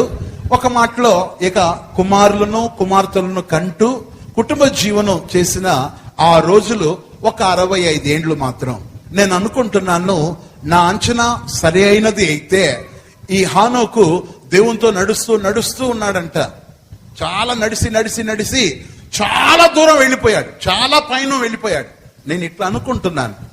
ఎలా చాలా దూరం వెళ్ళిపోతుంటే దేవుడు అన్నాడంట, అంటే ఇది నా గెస్ట్ అన్నమాట, నా యొక్క, దీన్ని ఎలా చెప్పాలంటే నా ఊహ, నా యొక్క పరిజ్ఞానంతో నేను చెప్తున్న మాట, ఉపదేశం కాదు. ఇది ఖచ్చితంగా ఇలా ఉంటుందని కాదు, ఇలా ఉండొచ్చు, ఇలా ఉండకుండా పోవచ్చు. అది ఏంటంటే దేవునితో నడుస్తూ చాలా దూరం వెళ్ళిపోయాడు. ఆఖరికి దేవుడు చెప్పి ఉంటాడు, ఓ హానోకు 300 ఏండ్లు నాతో నడిచావు, ఇప్పటికే చాలా పరలోకానికి దగ్గరగా వచ్చేసావు. ఇంకేం బాబు, ఇంకాస్త దూరం వచ్చేసే, నా రాజ్యానికి నేను తీసుకెళ్ళిపోతాను. ఇక కొంచెం దూరమే, ఇంతకాలం నువ్వు నాతో నడిచావు, ఇదిగో కనబడుతుంది అల్లంతా, అదే నా రాజ్యం, అదే పరలోకం, వచ్చేసా అని చెప్పి దేవుడు ఏం చేశాడు తెలుసా? హానోకును అక్కడ దాకా వచ్చావు కదా, ఇంత దూరం వచ్చావు, ఇంకాస్త దూరం వచ్చేస్తే అని చెప్పి దేవుడు అతన్ని ఇంకొంచెం దూరం కూడా నడిపించి తన రాజ్యానికి చేర్చుకున్నాడు. హల్లెలూయా. అదే అక్కడ హెబ్రీ 11:5లో అతడు మరణమును చూడకుండా ఏం చేశాడంట? మరణమును చూడకుండా కొనిపోబడెను అని ఉంది. ఈ వ్యక్తి ఇప్పుడు ఏం చేసి పుట్టాడు, ఇతను పుట్టాడు, కానీ ఇప్పుడు ఏం చూడలేదు? మరణం రుచి చూడలేదు. ఇది హానోకు విషయం ఇక్కడ ఉండని. రెండవది, పుట్టాడు కానీ చనిపోని ఒక వ్యక్తి ఉన్నాడు. ఆయన పేరే ఏలియా. ప్రియమైనవారు, ఉదయకాలం మనం మెడిటేషన్ చేసిన విధంగా 2వ రాజుల గ్రంథానికి మనం వెళ్దాం రండి. అక్కడ 2వ అధ్యాయం 11వ వాక్యం ప్రకారంగా వారు ఇంకొను వెళ్ళుచుండగా, మాట్లాడుచుండగా, ఇదిగో అగ్ని రథములు, అగ్ని గుర్రములు కనబడి వీరిరువురిని వేరు చేసెను. అప్పుడు ఏలియా సుడిగాలి చేత, చూడండి, ఆకాశమునకు అహరోనమాయను అని ఉంటుంది. చూడండి దేవుని వాక్యం 11వ వాక్యం, వారు ఇంకా వెళ్ళుచు మాట్లాడుచుండగా ఇదిగో అగ్ని రథములు అగ్ని గుర్రములను కనబడి వీరిద్దరిని వేరు చేసెను. ఎవరు వాళ్ళిద్దరంటే, ఒకటి ఏలియా, రెండవది ఎలీషా. అప్పుడు ఏలియా సుడిగాలి చేత ఆకాశమునకు ఆరోహణమాయెను. అదిగో ఆకాశమునకు ఆరోహణమాయెను. చూడండి, ఆకాశానికి ఈ వ్యక్తి కొనిపోబడ్డాడు. ఈ వ్యక్తి పరలోకానికి వెళ్ళిపోయాడు. ప్రాణంతో వెళ్ళాడా, చచ్చిపోయి వెళ్ళాడా? పరలోకానికి ఈ వ్యక్తి ప్రాణంతోనే వెళ్ళాడు. అక్కడ హానోకు ప్రాణంతో వెళ్ళాడా, చచ్చిపోయి వెళ్ళాడా? ప్రాణంతో వెళ్ళాడు. ఏలియా ప్రాణంతో వెళ్ళాడా, చచ్చిపోయి వెళ్ళాడా? ఓకే, ఇక్కడి వరకు మీకు చాలా క్లియర్ గా ఉన్నారు. హానోకు ప్రాణంతోనే వెళ్ళిపోయాడు, ఏలియా కూడా పరలోకానికి ప్రాణంతోనే వెళ్ళిపోయాడు. ఇప్పుడు ఎక్కడున్నారు? నమ్మేవాళ్ళు, విశ్వసించేవాళ్ళు. హానోకు, ఏలియా ఇప్పుడు ఎక్కడ ఉన్నారు అని అడిగితే 1 వర్డ్ ఆన్సర్ కరెక్ట్ గా చెప్పాలా. హానోకు, ఏలియా ఎక్కడ ఉన్నారు? అది కరెక్ట్ గా చెప్పారు. గట్టిగా చప్పట్లు కొట్టండి. మీకు ఇప్పుడు సబ్జెక్ట్ అర్థమవుతోంది. సబ్జెక్ట్ ఏంటంటే, ఇద్దరు సాక్షులు ఎవరంటే, నా అంచనా కరెక్ట్ అయితే ప్రిమన్ వలన హానోకు, ఏలియా. ఎట్లా అంటే, హానోకు మరణము చూడకుండా వెళ్ళిపోయాడు, ఏలియా మరణం చూడకుండా పరలోకానికి వెళ్ళిపోయాడు. ప్రిమన్ వలన ఇప్పుడు నేను మీ మధ్య ఒక ట్విస్ట్ పెట్టబోతున్నాను, ఒక ప్రశ్న వేయబోతున్నాను. ఏంటి ఆ ప్రశ్న అంటే, పరలోకంలో శాశ్వతంగా రక్త మాంసాలు దేవుని రాజ్యాన్ని స్వతంత్రించుకొననేరు అని బైబిల్ ఒక వాక్యం ఉంటుంది. ఏంటంటే, రక్త మాంసములు. ఏలియా, హానోకు ఏం శరీరంలో వెళ్ళారు? ఈ శరీరంలో, రూపాంతర శరీరంలో వెళ్ళా, ఈ మట్టి శరీరంతోనే వాళ్ళు వెళ్ళారు. బైబిల్లో ఉంది ఆ మాట. చూడండి, కొరింథీయులకు రాసిన పత్రికలో ఈ మాట ఉంటుంది. రక్త మాంసములు దేవుని రాజ్యాన్ని స్వతంత్రించుకొన నేరదు అని చెప్పి రాయబడి ఉంది. 1 కొరింథీ 15వ అధ్యాయం 50వ వాక్యం. 1 కొరింథీ 15:50. సహోదరులారా, నేను చెప్పున్నది ఏమనగా, రక్త మాంసములు దేవుని రాజ్యంను స్వతంత్రించుకొన నేరవు. అదిగో, రక్త మాంసములు దేవుని రాజ్యాన్ని స్వతంత్రించుకొన నేరదు. గట్టిగా హల్లెలూయా చెప్పండి. ఇది నేను చెప్పే మాట కాదు, అపోస్తులుడైన పౌలు గారు చెప్తున్నారు. సహోదరులారా, నేను చెప్పున్నది ఏమనగా, రక్త మాంసములు దేవుని రాజ్యాన్ని స్వతంత్రించుకోదు. ఇప్పుడు హానోకు ఎట్లా ఉన్నాడంటే రక్త మాంసంలో ఉన్నాడు. ఇక్కడ ఏలియా ఎట్లా ఉన్నాడంటే రక్త మాంసంలో ఉన్నారు. ప్రియమనులారా, ఈ రక్త మాంసంలో ఉన్నారు కాబట్టి వీళ్ళు దేవుని రాజ్యాన్ని పర్మనెంట్ గా అనుభవించలేరు. అందువల్ల దేవుడు ఏం చేస్తాడు తెలుసా? మనలాగా వీళ్ళు కూడా ఈ భూలోకానికి పంపబడి మనుషులందరూ ఒక్కసారి జన్మించాలని, ఆ తర్వాత మరణం అన్నది తథ్యమని ప్రతి మనిషికి ఒక విధి నియమించబడి ఉంది. హెబ్రీ పత్రిక 9వ అధ్యాయం 27వ వాక్యంలో రాయబడిన ఆ మాట నెరవేర్పుగా ఉంటాది. చూడండి, హెబ్రీ పత్రిక చూడండి, దేవుని వాక్యంలో హెబ్రీలకు రాసిన పత్రిక 9వ అధ్యాయంలో మనంగా చదవగలిగితే అక్కడ మనుషులందరూ ఒక్కసారి ఏం చేయాలంట? చూడండి, ఆ మాట ఆఖరి వాక్యంలో ఉంటుంది. ఆఖరి ఆ యొక్క వచనంలో చాలా వర్ణనాతీతంగా ఉంటది ఆ మాట. చూడండి, 27వ వాక్యం. 27వ వాక్యం. మనుషులు ఒక్కసారి మృతి పొందవలెనని నియమింపబడెను. ఆ తరువాత చూడండి, మనుషులు ఒక్కసారే మృతి పొందాలి. ఇప్పుడు వీళ్ళు మృతి పొందారా లేదా? హానోకు, ఏలియా మృతి పొందారు. మృతి అంటే చచ్చిపోయారా లేదా? లేదు, వీళ్ళు సావలేదు. మనుషులు భూమి మీద ప్రతి ఒక్కరు చచ్చిపోతేనే తీసుకెళ్లి సమాధి చేస్తారు. వీళ్ళు సావలే, సావకుండానే పరలోకానికి వెళ్ళిపోయారు. అదే హెబ్రీ 5:11 అధ్యాయం 5వ వాక్యంలో మరణమును చూడకుండా కొనిపోబడెను హానోకు. ఏలియా కూడా మరణాన్ని చూడకుండా కొనిపోయారు. అందువల్ల దేవుడు ఏం చేస్తాడంటే, నా ప్రకటన పరిశుద్ధులు చెప్పే సత్యం కరెక్ట్ అయితే దేవుడు వీళ్ళ ఇద్దరిని ఏం చేస్తారు తెలుసా? అవును, మీరు ఇంకా రక్త మాంసంలోనే ఉన్నారు, మీరు వెళ్ళండి, ఇదిగో మీరు వెళ్ళి నా ప్రతినిధులుగా లేకపోతే నా యొక్క ప్రవక్తలుగా నేను మిమ్మల్ని భూలోకానికి పంపుతున్నాను. మీరు ప్రవక్తలు, మీరే ఇద్దరు సాక్షులు నాకు. మీరు వెళ్ళండి, మీరు వెళ్ళి అక్కడ 1260 రోజులు అక్కడ మీరు ప్రవచనాలు చెప్పండి.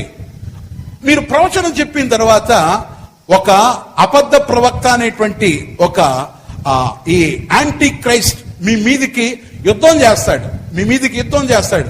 నేను మీకు అనంత శక్తిని ఇస్తాను, మిమ్మల్ని గొప్పగా నేను వాడుకుంటాను, ఆ రోజుల్లో మీకు ఫుల్ పవర్స్ ఇస్తాను. మీరు వానిని గెలిచి మీరు చచ్చిపోతారు. చచ్చిపోయిన తర్వాత 3.5 దినాల వరకు మీరు ఆ యెరూషలేము యొక్క మహానగరం యొక్క వీధుల్లో పడి ఉంటారు. భూలోకంలో ఉన్న వాళ్ళందరూ మిమ్మల్ని చూస్తారు. ఎట్లా చూస్తారంటే, నేను రాబోయే రోజులు వివరంగా చెప్తాను. వాళ్ళ డెడ్ బాడీని ఎవరు తీయకూడదు అంటారంట. ఇద్దరు సాక్షుల యొక్క డెడ్ బాడీని 3.5 దినముల వరకు ఆ యెరూషలేము యొక్క మహానగరం యొక్క వీధుల్లో వాళ్ళ బాడీ అలా పడి ఉంటదంట. వాళ్ళందరూ కూడా భలే పండగ చేసుకుంటారంట. ఏం పండగ అంటే, ఒరే వీళ్ళు అప్పుడప్పుడు తెగులు పంపించారు కదా, వీళ్ళు ఎంత భయంకరమైన వాళ్ళు, వీళ్ళు నోటి టంగ్ పవర్ ఎంత గొప్పది, వీళ్ళు ఎన్ని తెగులు రప్పించాడు, నీళ్లను రక్తంగా మార్చారు, వీళ్ళు అనుకున్నప్పుడల్లా ఆకాశాన్ని మూసేశారు, వీళ్ళు అనుకున్నప్పుడల్లా అగ్నిని కురిపించారు, వీళ్ళు అనుకున్నప్పుడల్లా తెగులు పంపించారు. ఇటువంటి మనుషులు పీడ పోయింది, సచ్చారు అని చెప్పేసి అందరూ కట్నం కానుకలు పంపుకుంటారంట. ప్రియమనోళ్ళరా, అప్పుడు ఆ యెరూషలేము యొక్క మహానగరం యొక్క వీధుల్లో వీళ్ళ యొక్క శరీరం దిక్కులేని శరీరంగా 3.5 దినాలు పడి ఉంటదంట. దీన్ని అందరూ చూస్తారంట. చెప్పినప్పుడు అప్పుడు ఇంత టెక్నాలజీ లేదు. అందరూ చూస్తారంటే టెలివిజన్ ద్వారా చూస్తారు. అప్పట్లో ఈ లేఖనం రాయబడినప్పుడు టీవీ లేదు, టెలివిజన్ లేదు, ఆ యొక్క టెక్నాలజీ లేదు. కానీ దేవుడు ముందే ప్రవచనంగా బైబిల్లో లిఖించాడు. అప్పుడు దానివల్ల వీళ్ళు అలా ఘోరంగా వాళ్ళ డెడ్ బాడీలు పడి ఉంటారు. కానీ పరలోకం నుండి వాళ్ళ మీదకి ఒక శక్తి దిగి వస్తుంది. అంటే దేవుని సంకల్పం మాత్రం వీళ్ళు రక్త మాంసంలో ఉండకూడదు. వీళ్ళు ఎప్పటికైనా రక్త మాంసములు దేవుని రాజ్యాన్ని స్వతంత్రించుకోదు. కాబట్టి వీళ్ళు పోయి భూలోకంలో చనిపోయి రూపాంతరము చెంది పునరుద్ధానము చెంది మళ్ళా నా దగ్గరకు రావాలని తండ్రి యొక్క అధిష్టానం. అందుకే దేవుడు ఏం చేస్తాడంటే 2 సాక్షులను పంపించాడు. ఈ 2 సాక్షులు ఎవరు అంటే, ప్రియమనులరా, ఇప్పుడు ఆన్సర్ మీకు దొరికిపోయింది. 2 సాక్షులు ఎవరు? హానోకు, ఏలియా. ఎందుకంటే వీళ్ళిద్దరే మరణాన్ని రుచి చూడకుండా పోయారు. వీళ్ళు మరణాన్ని రుచి చూసిన తర్వాత మళ్ళా దేవుని దగ్గరికి పోవాలి. కాబట్టి వాళ్ళు ఆ 1260 రోజులు భూమి మీదకి వచ్చి వాళ్ళు ప్రవచనాలు ప్రవచిస్తారు, వాళ్ళు అద్భుతాలు చేస్తారు, సూచక్రియలు చేస్తారు. వాళ్ళు చాలా పవర్ఫుల్ గా దేవుని చేత వాడబడతారు. ఆ టైంలో అంత్యక్రీస్తు వాళ్ళను మారణ ఆయుధాలతో చంపేస్తాడు. చంపినప్పుడు 3.5 రోజులు వాళ్ళ డెడ్ బాడీ ఆ యెరూషలేము యొక్క మహానగరంలో పడి ఉంటుంది. భూలోకంలో ఉన్నటువంటి ఈ టెలివిజన్ ద్వారా, ప్రియమైనోరా, ఈ యొక్క మీడియా ద్వారా వాళ్ళందరినీ చూస్తారు. 3.5 రోజులు అయిన తర్వాత దేవుని దగ్గరుండి ఒక శక్తి వస్తుందంట. దేవుని యొద్ద నుండి అది ఎలా ఉంటుందో ఒకసారి చదివి ముగిస్తాం ఈ రాత్రికి. చూడండి, అక్కడ రాయబడి ఉంటుంది 11వ అధ్యాయంలో దేవుని యొక్క వాక్యంలో రాయబడి ఉంది. చాలా వర్ణనాతీతంగా ఆ మాట రాయబడి ఉంటుంది. చూడండి 8వ వాక్యం. వారి శవములు ఆ మహాపట్టణపు సంత వీధుల్లో పడియుండును. వారి శవములు ఆ మహాపట్టణపు సంత వీధిలో పడియుండును. వానికి ఉపమాన రూపముగా సొదొమ అనియు ఐగుప్తు అనియు పేరు అచ్చట వారి ప్రభువు కూడా సిలువ వేయబడెను. ఇది ఇలా ఉంది. తరువాత వాక్యంలో 9వ వాక్యంలో మరియు ప్రజలకును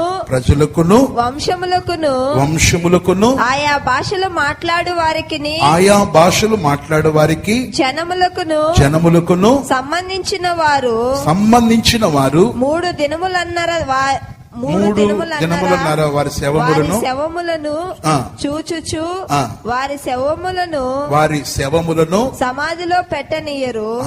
సమాధిలో పెట్టనివ్వరు. ఈ 2 ప్రవక్తలు. ఇప్పుడు 12వ వాక్యం చదువుమా. అప్పుడు ఇక్కడికి ఎక్కి రండని పరలోకము నుండి గొప్ప స్వరము తమతో చెప్పుట వారు విని మేఘారూఢులై పరలోకమునకు ఆరోహణమైరి. చూడండి, వారు పోవుచుండగా వారి శత్రువులు వారిని చూచిరి. ఆ గడియలోనే గొప్ప భూకంపము కలిగినందున ఆ పట్టణములో 10వ భాగము కూలిపోయెను. దేవునికి స్తోత్రం. ఆ భూకంపము వలన 7,000 మంది చచ్చిరి. మిగిలిన వారు భయాక్రాంతులై పరలోకపు దేవుని మహిమపరచిరి. చూడండి, పరలోక దేవుని మహిమపరచిరి. అమ్మో, వీళ్ళు దేవుడు ఎంతో గొప్పవాడు అని చెప్పి వాళ్ళు ఏం చేశారంటే దేవుణ్ణి మహిమపరిచారంట. ఇది సాక్షరార్థంగా జరగబోయే సంభవము. చూడండి, అంటే ఇప్పుడు మీకు ఒక క్లారిటీ వచ్చేసింది. వాళ్ళు మోషే ఏలియా కాదని, మోషే దానియేలు కాదని, ఏలియా బాప్తిస్మిచ్చి యోహాను కాదని, దేవుని యొద్ద నుండి ఆ టైంలో ఎవరినో పంపిస్తాడని కాదు. కానీ వాళ్ళు హానోకు, ఏలియా అని చెప్పి ఒక క్లారిటీ మనకు కలిగింది. సరే, నేను అప్పుడు చెప్పాను హానోకు అనేటువంటి మాటకు ఉపాధ్యాయుడు అని చెప్పి అర్థం చెప్పాను. దేవునికి స్తోత్రం. ఈ హానోకును గురించి కూడా బైబిల్లో చాలా సందర్భాల్లో చెప్పబడుతుంటుంది. మనం చెప్పినాను కదా, ఆదికాండం 5:24 హెబ్రీ పత్రిక 11వ అధ్యాయం 5వ వాక్యంలో. ఇక ఈ వ్యక్తి ఎన్నో వాడని చెప్పి బైబిల్లో ప్రస్తావించబడి ఉందంటే యూదా పత్రికలో ఉంటాది. ఆదాము మొదలుకొని 7వ వాడైనటువంటి హానోకు అని ఉంటాది. దేవునికి స్తోత్రం కలుగును. చూడండి, ఇది యూదా పత్రికలో ఈ మాట రాయబడి ఉంటుంది. చూడండి, అక్కడ ఈ యొక్క హానోకుకు 7వ వాడు అని చెప్పి బైబిల్లో ఉంది. చూడండి, యూదా పత్రిక 1:14 వాక్యం. ఆదాము మొదలుకొని 7వ వాడైన హానోకు కూడా, అదిగో 7వ వాడు హానోకు అని రాయబడి ఉంది. అంటే ఈ వ్యక్తి పేరు బైబిల్లో ఇట్లా చాలా దగ్గర మెన్షన్ చేయబడి ఉంది. అంటే హానోకు అనేటువంటి మాటకు ఉపాధ్యాయుడు అని చెప్పి అర్థం. దేవునికి స్తోత్రం. సరే, ఏలియా అనే మాటకు కొంచెం ధ్యానించి ముగించేస్తాం. ఏలియా అంటే యెహోవాయే నా దేవుడు అని చెప్పి అర్థం. ప్రియమైన వారలారా, ఇశ్రాయేలీయులకు అనుగ్రహింపబడిన ఒక గొప్ప ప్రవక్త ఏలియా. ఇశ్రాయేలీయులకు దేవుని చేత అనుగ్రహింపబడిన ఒక గొప్ప ప్రవక్త ఏలియా అని చెప్పి చెప్పవచ్చు. ఏలియా యొక్క పేరును గురించి బైబిల్లో మీరు కోట్ చేసుకోండి. నేను నా బైబిల్ యొక్క ఆ యొక్క పోర్షన్ లో నా డైరీలో మెన్షన్ చేసుకున్నాను. మొదటి రాజుల గ్రంథం అంతట్లో గమనించినట్టయితే 37 సార్లు ఈ వ్యక్తి యొక్క పేరు మెన్షన్ చేయబడి ఉంది బైబిల్లో. ఆ మొదటి రాజుల గ్రంథంలో మాత్రం ఈ వ్యక్తి యొక్క పేరు 37 టైమ్స్ ప్రస్తావించబడి ఉంది. ఇక 2వ రాజుల గ్రంథంలో ఈ వ్యక్తి పేరు 22 సార్లు ప్రస్తావించబడి ఉంది. 22 టైమ్స్ 2వ రాజుల గ్రంథంలో 22 సార్లు ప్రస్తావించబడి ఉంటుంది. ఇక ఈ వ్యక్తి యొక్క పేరు, ఏలియా యొక్క పేరు 2వ దినవృత్తాంతములు 21:12 వాక్యంలో ఒకసారి ఉంటది. ఇక మలాకీ గ్రంథం 4వ అధ్యాయం 5వ వాక్యంలో ఒకసారి ప్రస్తావించబడి ఉంటుంది. కొత్త నిబంధనకు వస్తే మత్తయి సువార్తలో మాత్రం 9 సార్లు ఇతని యొక్క పేరు ప్రస్తావించబడి ఉంటుంది.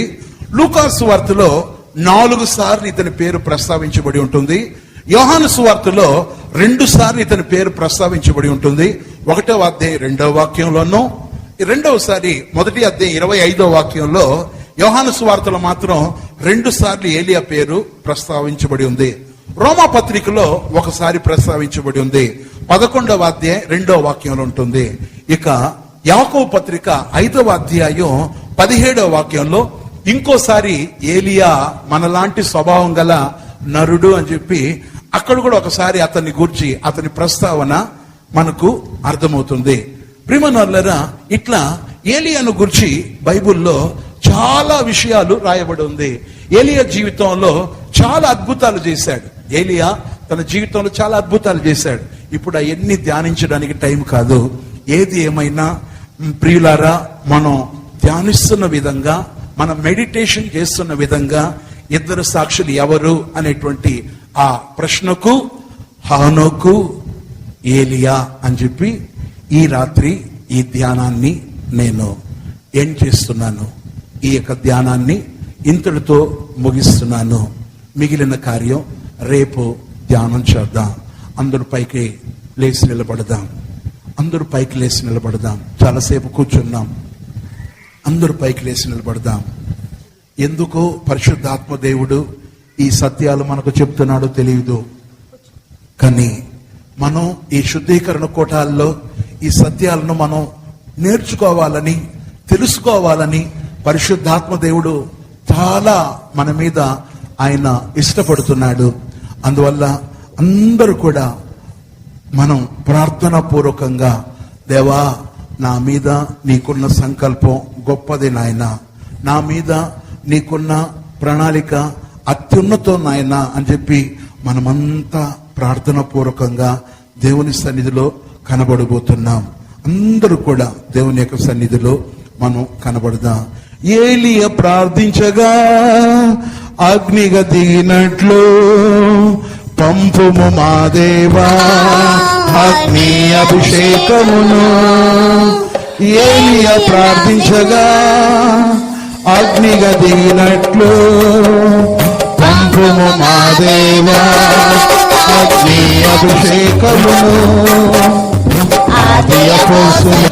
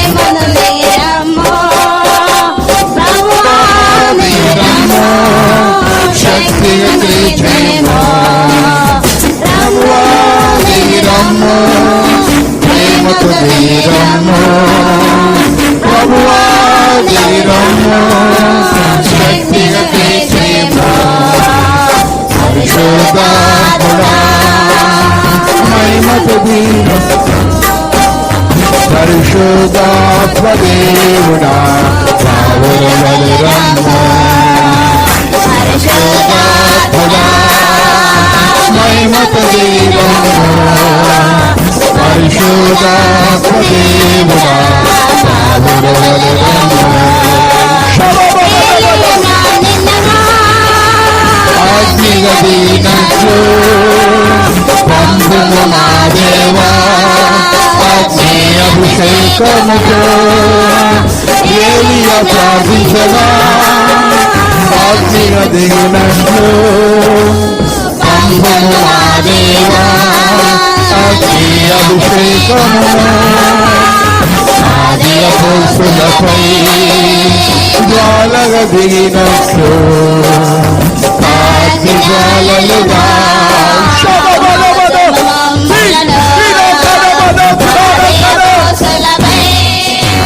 జ్వాలగా దిగినట్లు అగ్ని జ్వాలలుగా ఆమె ఒక్కొక్కరిని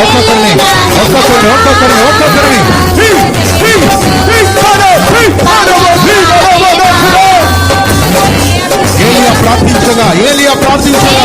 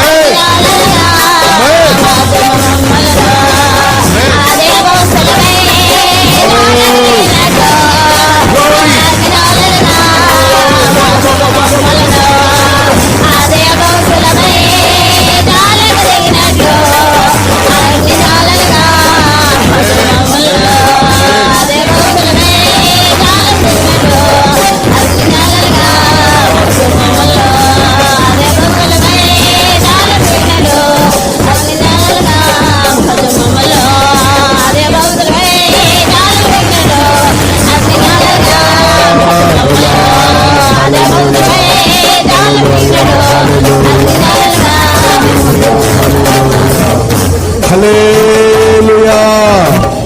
ప్రభు మన మధ్యకు వచ్చి మనకిచ్చిన ఆలోచనలన్నిటిని బట్టి స్తోత్రం చెల్లించుదము. స్తోత్రం స్తోత్రం.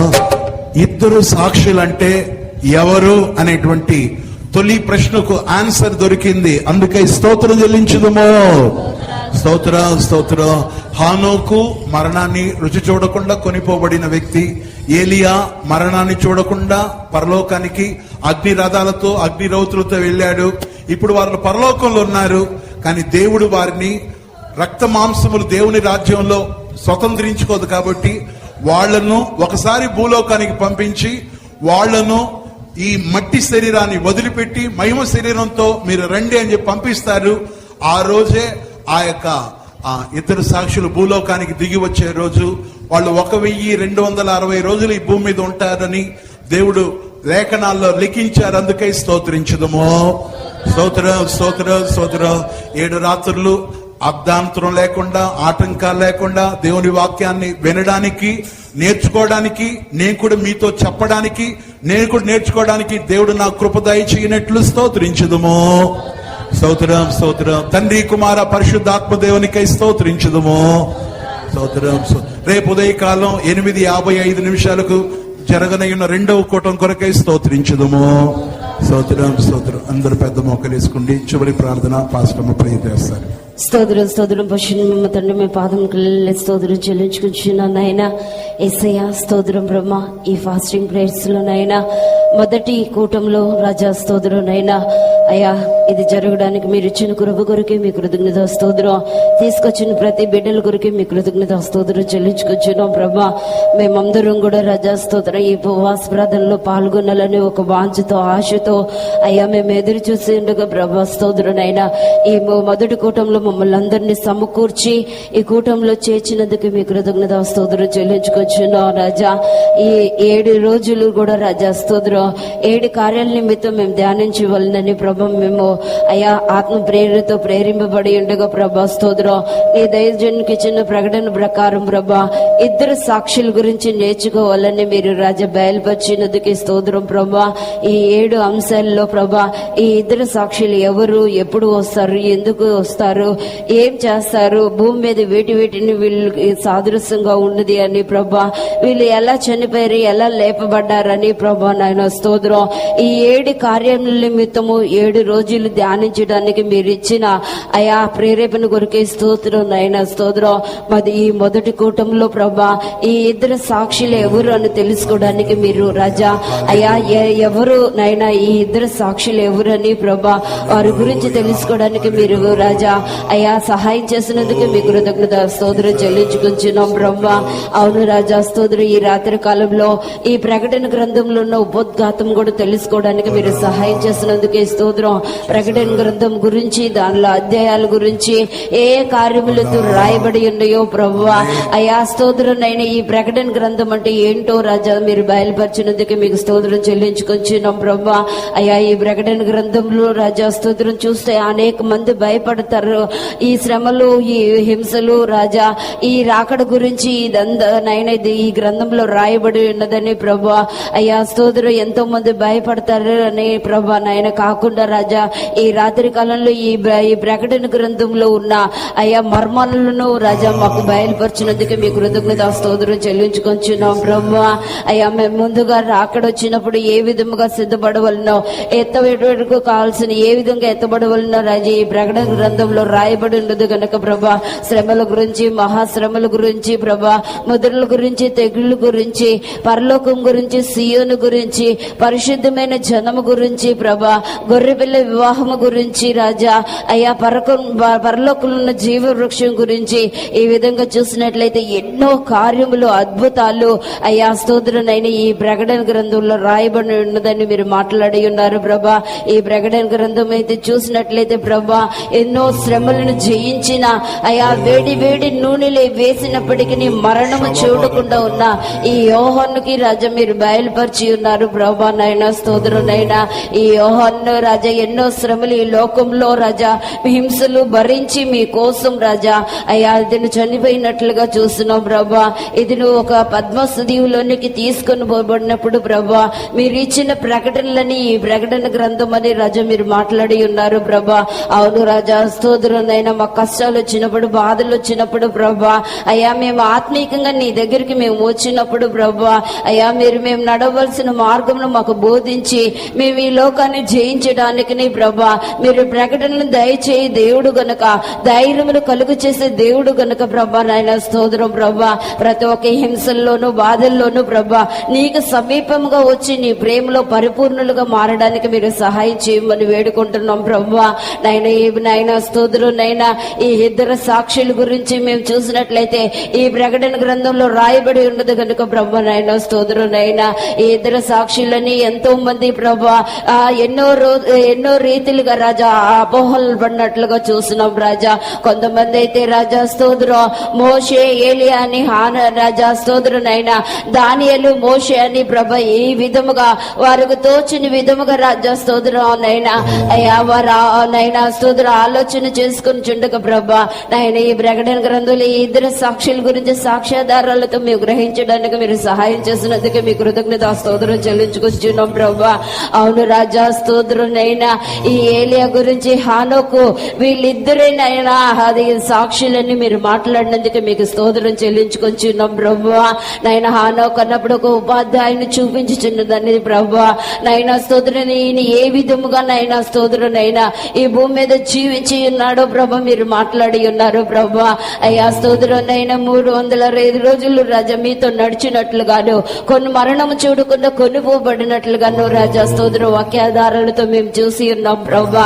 అవును రాజా హానోకు ఈ లోకంలో ఉన్నప్పుడు ప్రభా నైనా స్తోత్రునైనా అయ్యా మీతో మాత్రమే నడిచినట్లుగా మేము చూసినాం. మా జీవితంలో కూడా హానోకి ఏ విధముగా రాజా స్తోత్రం మీతో నడిచి కొనుపోబడి ఉన్నాడు ప్రభా అదే విధంగాను మా జీవితంలో రాజా ఎంతకాలంలో రాజా మా జీవితంలో జీవించిన జీవితాన్ని రాజా స్తోత్రం ఇంక వదిలిపెట్టి మీలో నడుచుటకును మీలో జీవించుటకును ప్రభా అయ్యా ఆత్మవర్ణం అయినా ఆత్మానుసారంగా ఆత్మీయ బిడ్డలుగా జీవించడానికి మీ కృప దయచేయమని వేడుకుంటున్నాం ప్రభా.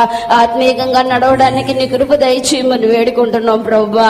నాయన స్తోత్రం నైనా అయ్యా ఏలియా కూడా తన జీవితంలో చూసినట్లయితే ప్రభా నైనా స్తోత్రునైనా అయ్యా స్తోత్రునైనా ప్రాణంతోనే కొనుపోబడినట్లుగా ఆత్మలో నైనా స్తోత్రునైనా అదృశ్యమైనట్లుగా మేము ఈ వాక్యాల దారాలతో పరిశీలన చేసి ఉన్నాం ప్రభా. అయ్యా స్తోత్ర ఏలియాని చూసినట్లయితే పాత నిబంధనలో అనేక సార్లు రాయబడి ఉన్నది, క్రొత్త నిబంధనలో కూడా అనేక సందర్భాల్లో ఈ ఏలియానైనా గురించి రాయబడి ఉన్నది ప్రభా స్తోత్రం. అతను ఒక భక్తపరుడు గాను ప్రభా ప్రార్థనా పరుడు గాను ప్రభా ఏ కార్యము నిమిత్తం ప్రార్థించినప్పటికీ ప్రభా జవాబు వచ్చే వరకు నాయన ప్రార్థించగల శక్తిమంతుడని ప్రభా వాక్యధారాలతో మేము పరిశీలన చేసి ఉన్నాం ప్రభా. అవును ఈ భూమి మీద వర్షం రానప్పుడు నాయన అయ్యా నాయన నీ సన్నిధిలో ప్రార్థించినప్పుడు వర్షం వచ్చినట్లుగాను ఈ భూమి మీద వర్షం ఆగిపోవాలని ప్రార్థించినప్పుడు ప్రభా వర్షం ఆగిపోయినట్లుగాను ప్రభా అంత శక్తివంతమైన ఒక ప్రార్థన వీరుడుగా లిఖింపబడి ఉన్నాడు ప్రభా. మేము కూడా మా జీవితంలో ప్రభా నాయన స్తోత్రునైనా ఒక ఏలేవలే ప్రార్థనా పరులుగాను అయ్యా స్తోత్రునైనా ఒక సాక్షి బిడ్డలుగాను ప్రభా జీవించడానికి మీరు సహాయం చేయమని వేడుకుంటున్నాం. అవును రాజా స్తోత్ర రక్త మాంసం గలవారు దేవుని రాజ్యాన్ని స్వతంత్రించుకున్నారని ప్రభా వీరు ప్రాణంతోనే చనిపోయి ప్రభా నాయన స్తోత్రం మరలా వచ్చి అయ్యా స్తోత్రునైనా అయ్యా ఈ భూమి మీద రాజా స్తోత్రునైనా 620 రోజులు ఏలుబడి చేస్తారని రోజులు జీవిస్తారని మీరు మాట్లాడి ఉన్నారు ప్రభా. అయ్యా స్తోత్రునైనా ఈ ఇద్దరు సాక్షులు ఏలియా హానోకు అని ఈ రాత్రి కల్లా మీరు బయలుపరిచినందుకే మీకు స్తోత్రం ప్రభా. ఇంకా మిగతా కార్యాలు కూడా ఒక్కొక్క రోజు రాజా ఈ ఇద్దరు సాక్షుల గురించి రాజా ఈ భూమి మీదకి ఎందుకు వచ్చి ఉన్నారో వీరు ఏం చేయబోతున్నారో ప్రభా ఎప్పుడు రాబోతున్నారు నైనా ఈ ఇద్దరు సాక్షులకి ఈ భూలో నైనా వేటికి సాదృశ్యంగా ఉన్నారో వీరు ఎలా చనిపోయి ఉన్నారో ప్రభా వీరు ఎలా లేపబడి ఉన్నారో ప్రభా నైనా స్తోత్రం. ఒక్కొక్క రోజు ధ్యానించడానికి కావాల్సిన ప్రకటనలు రాజా మరుగైన మర్మములను మీరు బయలుపరచుకొని వేడుకుంటున్నాం. మా ఆత్మీయ జీవితంలో కూడా మేము కట్టుకున్నట్టుకు ఎందుకంటే రాబోయే కాలంలో శ్రమ గల కాలంలో రాబోతున్నాయి కనుక ప్రభా అయ్యా స్తోత్రం నైనా ముందుగా మేము తెలుసుకొని ప్రభా అయ్యా సిద్ధపడడానికి నీ కృప దయచేయండి. వాక్యానికి లోబడి ప్రభా స్తోత్రం వాక్యాన్ని అంగీకరించడానికి మీ కృప దయచేయమని వేడుకుంటున్నాం. మరి ముఖ్యంగా ఈ ఉపవాస ప్రార్థనలు ప్రభు బలలో చేయి వేయడానికి కనుక ప్రభా ప్రతి ఒక్కరు కూడా శుద్ధీకరించుకొని వాక్యంతోనూ రాజా అయ్యా ప్రతి విషయంలో సిద్ధపాటు పడబడడానికి మీరు సహాయం చేయమని వేడుకుంటున్నాం. అయ్యా స్తోత్రనైనా ఇంతవరకు నీ సన్నిధించినందుకే స్తోత్రం. ఇక ముందు కూడా నైనా ప్రతి కూటంలో కూడా నీ సన్నిధి నిలిపి నువ్వు మహిమ పొందుకోమని మీరు ఆకలి నిడిచే భాగ్యం అందరికి దయచేయమని యేసయ్య నామములో వేడుకుంటున్నాం తండ్రి. ఆమేన్. స్తోత్రం స్తోత్రం స్తోత్రం స్తోత్రం. మన ప్రభువైన అయిన యేసుక్రీస్తు వారి యొక్క కృపయు తండ్రి దేవుని యొక్క ప్రేమయు పరిశుద్ధాత్ముని యొక్క అన్యోన్య సహవాసం ఈ శుద్ధీకరణ కూటమి యొక్క తొలి కూటంలో పాలు పొందిన మనందరితోనూ పరిశుద్ధులందరితోనూ ప్రభు యేసు తన వేవేల పరిపూర్ణ పరిశుద్ధుల యొక్క పరివారంతో తన యొక్క దూతగణంతో వచ్చే ఆ సుదినం వరకు దేవుని కృప సదాకాలం తోడయుండును గాక. చెప్పండి.